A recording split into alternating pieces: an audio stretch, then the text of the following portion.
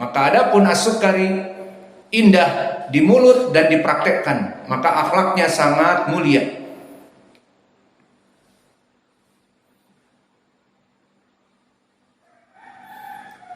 Dan dia dari orang yang paling ikramu dhaif.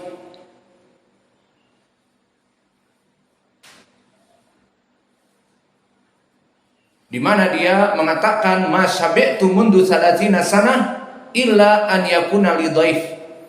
Maka aku tidak pernah kenyang kecuali dalam 30 tahun kecuali jika aku mempunyai tamu. Maka jika datang tamu, dia akan menyembelih apa saja yang dia miliki untuk memuliakan tamu, sehingga dia makan kenyang. Jika tidak ada tamu, ya makan biasa-biasa saja. Maka dari akhlak yang mulia ini, arada jar li Abi Hamzah as-Sukari an yabi' darahu. Faqila lahu bikam, qala bi alfain. Samanu dar wa alfain jiwar Abi Hamzah. Subhanallah. Maka disebutkan dari Muhammad ibni Ali, ibni al-Hasan, ibni Syaqiq, tetangga dari Abu Hamzah ingin menjual rumah karena butuh. Maka dia menawarkan rumahnya bi alfain samanidar. Rumahku harganya 2.000 dan ditambah 2.000 bertetanggaan dengan Abu Hamzah. Jadi harga rumahku semuanya 4.000. Pada zaman itu 4.000 dinar harga yang tinggi.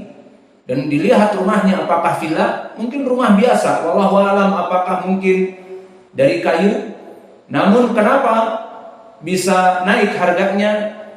Karena bertetanggaan dengan imam muhaddis baik akhlaknya, alim ulama. Maka orang-orang di zaman dahulu alim ulama, akhlaknya mulia. Tidak seperti di zaman sekarang baru saja mungkin mempunyai gelar S1, S2, S3 dan sebagainya, namun akhlaknya hancur. Dan masih dibela, nggak apa-apalah akhlaknya hancur, yang penting sahibul manhaj, yang penting manhajnya kuat, yang penting di belakangnya Syekh Fulan, Ibnu Fulan, Syekh Alan, Ibnu Alan. Tidak. Akhlak harus didahulukan daripada ilmu. Dan jika seseorang mempunyai ilmu tanpa akhlak, maka dia akan membuat tanfir di dalam dakwah. Karena akhlaknya yang buruk menyebabkan manusia jauh dari dakwah yang hak. Maka inilah keadaan dari As-Sukari, yang mana dia akhirnya disebutkan dia memberikan uang kepada tetangganya di saat mendengar tetangganya ingin menjual rumahnya, dan dikatakan kepadanya, ini uangmu, pergunakanlah, karena dia membutuhkan uang. Maka kamu tetap tinggal di sebelah As-Sukari dan pakailah uang ini. Maka beliau adalah rawi yang siqah dan fadil karena akhlaknya yang mulia.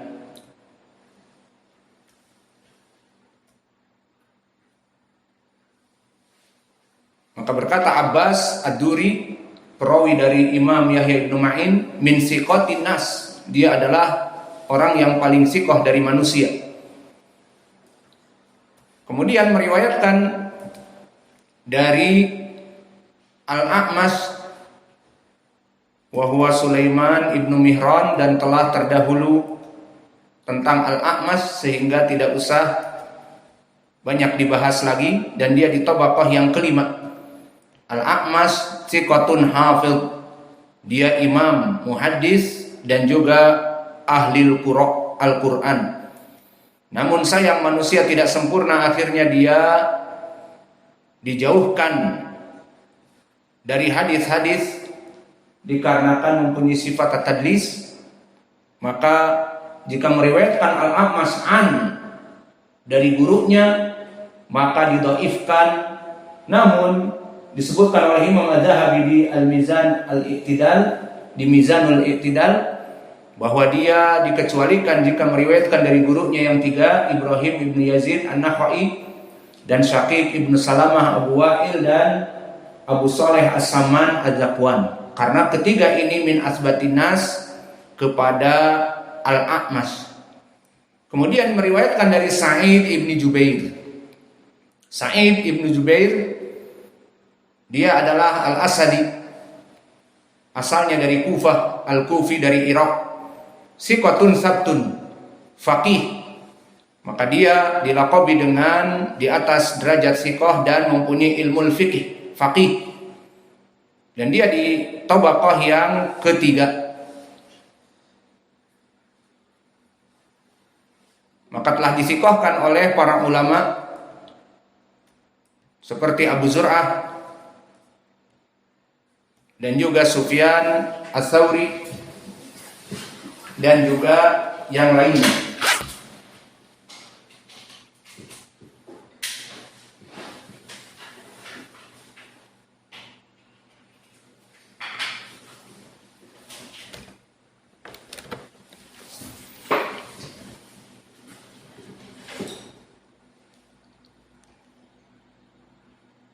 Dan Sa'id bin Jubair dia termasuk dari murid yang paling kuat dari Abdullah bin Abbas. Sehingga Imam At-Tabari mengatakan imamun hujjah alal muslimin. Dan bahkan dari ketawaduan Abdullah bin Abbas, di mana dia jika ditanya oleh orang-orang Kufah, orang-orang Irak, dia berkata, ya ahlal Kufah, tas'aluni wa fikum Sa'id bin Jubair. Maka kenapa kalian menanyakan permasalahan kepadaku padahal ada pada kalian Sa'id ibn Jubair, wahai ahlul Kufah. Maka faedah lafaz-lafaz seperti ini, pertama, ketawaduan guru kepada murid. Di mana Ibnu Abbas seorang guru dari Sa'id ibn Jubair. Maka tawadu seorang guru kepada murid, yang mana muridnya memang sudah mumpuni dari ilmu yang dia ajarkan, kenapa mesti bertanya kepada saya lagi? Bukankah ada Sa'id ibn Jubair? Diberikan perkara-perkara kepada muridnya yang memang muridnya sudah mampu untuk memberikan fatwa, memberikan ilmu. Seperti itulah para ulama Ar-Rabbani yang mendidik dari murid-muridnya. Dan begitu pun Syekh kami Mukbil, di hari-hari terakhir beliau, di saat beliau dimintai pertanyaan, beliau bisa menjawab. Namun sering menanyakan kepada Syekh Abdurrahman Al-Mar'i, "Indah ya Syekh, bagaimana pendapatmu?" Maka Syekh memberikan pendapat, itulah yang saya anggap benar, kata Syekh Mukbil kepada semua yang hadir. Maka kadang-kadang Syekh meminta untuk murid-muridnya menjawab, dan dia bisa menjawab, memberikan kesempatan kepada murid-muridnya yang sudah mumpuni. Dan yang kedua, at-tarabut, dari simbiosis mutualisme di antara para ulama ahli sunnah terutama. Maka jika datang dari ahli bilad, terutama negeri dari ulama tersebut, maka dianjurkan untuk mengambil ilmu darinya. Maka di sini disebutkan datang dari Kufah, dari Irak, bertanya kepada Ibnu Abbas. Maka dikatakan, wahai ahlul Kufah, kalian datang kepadaku untuk menanyakan perkara padahal Sa'id ibn Jubair di tempat kalian di Kufah.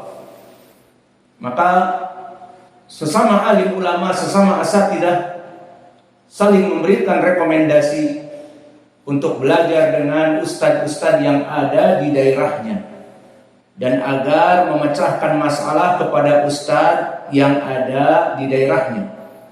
maka itu lebih baik dan itu juga lebih berakhlak. Tidak orang dari daerah tersebut diarahkan kepada tempat yang jauh dan bahkan kepada orang yang bukan ahlinya.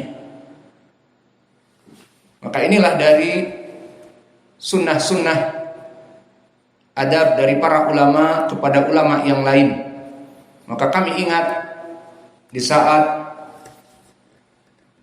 Ibnu Baz rahimahullah ditanya oleh seseorang dari Yaman, "Ya Syekh, aku ingin belajar di Saudi karena di Saudi susah untuk belajar. Harus mempunyai visa kerja jika ingin duduk dengan para ulama." "Kamu dari mana?" kata Ibnu Baz rahimahullah. "Dari Yaman." "Ya sudah, tidaklah di tempat kalian ada Muqbil Ibnu Hadi dan dia lebih pandai daripada saya dari ilmu hadis." Maka seperti itu diarahkan manusia dengan akhlak yang mulia kepada orang yang lebih dekat dan orang yang lebih baik. Seperti contohnya sekarang bertanya seseorang di pondok pesantren di daerah A kepada kita, maka kita mengatakan, "Kamu duduk di pondok pesantren A yang mana ustadznya Masya Allah, kenapa tidak bertanya kepada ustadz kamu?" Maka itu lebih baik, meskipun setelah itu dia jawab, yang jelas memberikan penghormatan kepada ustadz yang ada di sana. Kemudian meriwayatkan Sa'id bin Jubair dari Abu Abdurrahman As-Sulami. Maka Abu Abdurrahman As-Sulami bernama Abdullah bin Habib Al-Kufi Al-Mukri, yang mana dia masyhur dengan kunyahnya Abu Abdurrahman As-Sulami. Namanya Abdullah bin Habib.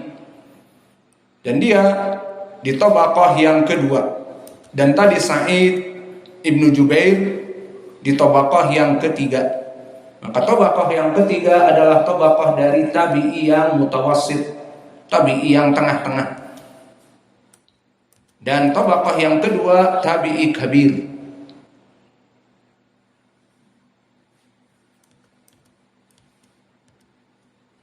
Dan Abu Abdurrahman As-Sulami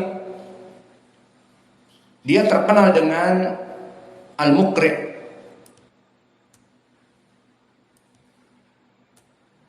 Dan dia di tabaqah yang kedua, tabaqah kibar at-tabi'in, seperti Sa'id ibn Musayyib atau Mukhadram.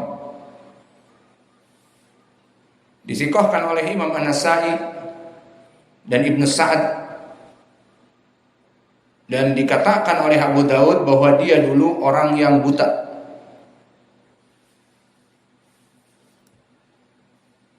Dan dia ahli dari qiraah. Dikatakan oleh Imam Adz-Dzahabi, al-Imam Muqri' al-Kufah aqra'an nas dahran. Maka dalam keadaan buta dia hafal Al-Quran dan menjadi rujukan Al-Quran. Subhanallah. Mereka orang-orang yang buta, jika dari pertama buta, maka mereka menghafal dari mendengar, dari orang-orang yang mendengarkan kepadanya Al-Quran dan disimpan di hatinya. Kemudian dia mengulang-ulang sesuai dari apa yang dia